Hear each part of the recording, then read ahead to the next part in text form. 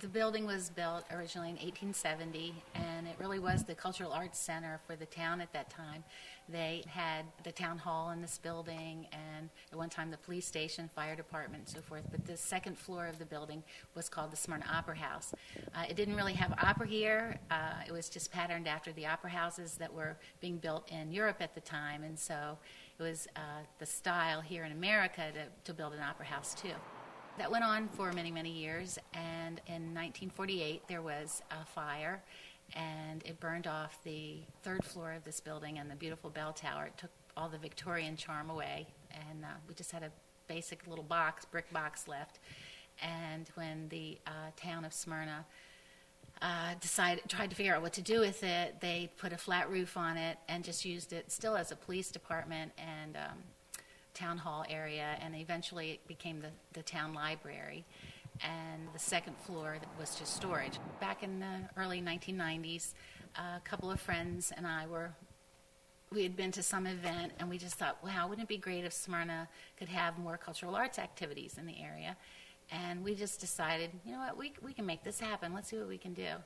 And so we hooked in with the Horticultural Society and the Historical Society in town, and we had something called Celebrate Spring, and the town loved it. We did all kinds of activities. We had some different things in churches and elementary schools and high schools and whatever in the area, and we did that for a couple of years.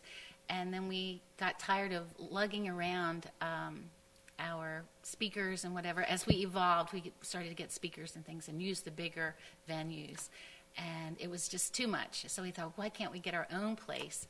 And one of the members, Jackie Bamberger, said, well, you know, the Smyrna Opera House was on the second floor of what's the library now. We should go take a look at that. And we came in and saw the place, and it had dirt about that thick on the floor, and it was piled, as I said, with National Geographics. You could still see the stage, which was kind of exciting. But those of us who are in here thought, you know what, this has amazing potential, and we can make this work. Let's see what we can do. We started fundraising. We brought in some consultants that helped us know how to do that. We got more people in town that wanted to be on the board and get the project underway.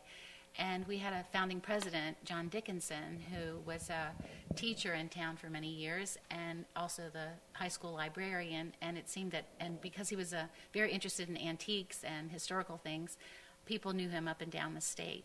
So John was the absolute perfect person as president because he knew everyone that would be interested in this project, and he could go talk to them one-on-one and get them to come on board, and he was so passionate about it that we were able to raise the money, and we raised over $3.6 million for the restoration of this building. Because we didn't have actual pictures, we were so fortunate to have one of our members on the board who was here as a child and remembered sitting in the balcony and remembered a lot of what the interior looked like.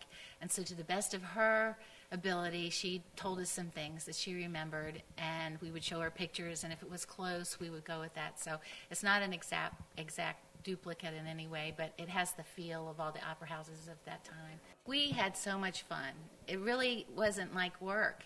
There is some magic that happens when you walk in here, and it just takes over people. There are no bad seats in this building. The acoustics in here are outstanding, and people just love the building, and a concert here is really a treat. We're very closely connected with the Delaware Division of the Arts, and they help guide some of the things that we have here. They make recommendations on classical performances mixed in with our local shows that we might do here in town. And we have had, classical piano, classical strings, quartets, music groups. We've brought in other theater groups from different areas. We have our own theater group here, the Phoenix Players, and we have a couple of directors that have done some great things here for us. So we try and bring in a little bit of all the arts. We have wonderful art shows. The visual art shows that are held here are very well attended, and the one we're about to have featuring Kevin Fleming, we're very excited about.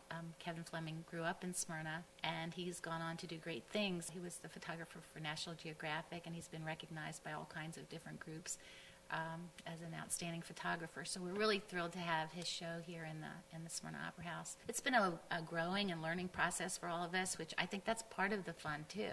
And we've watched it grow, and joke about it, and many of us on the board say this is one of our children.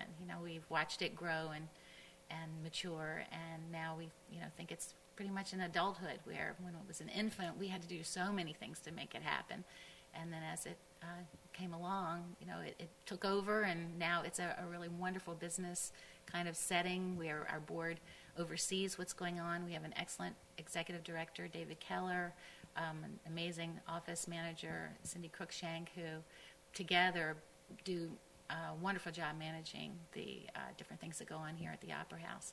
So we've just been blessed all along the way. We figure it's meant to be because things seem to happen here and successfully. So we'd like that to continue.